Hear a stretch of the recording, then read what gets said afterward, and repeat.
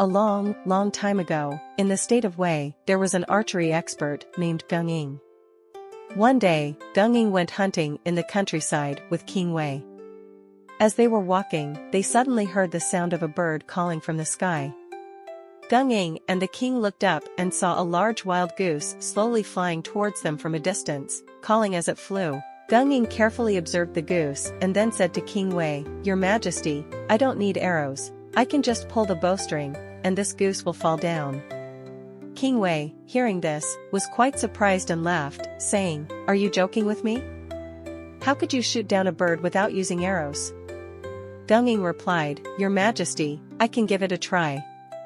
So, Geng Ying took the bow in his left hand and pulled the string with his right hand. With a twang, the sound of the bowstring was heard, and upon hearing it, the goose suddenly flew upwards, flapped its wings twice, and fell straight down from midair. King Wei was shocked by this and exclaimed, "Oh, you really did it. Do you have some kind of magical skill?" Geng Ying smiled and replied, "Your Majesty, I don't have any magic. I simply observed the condition of the goose and knew it had been injured by an arrow." King Wei, even more puzzled, asked, "How did you know it had been injured by an arrow?" Geng Ying answered, "The goose was flying slowly and its calls were pitiful.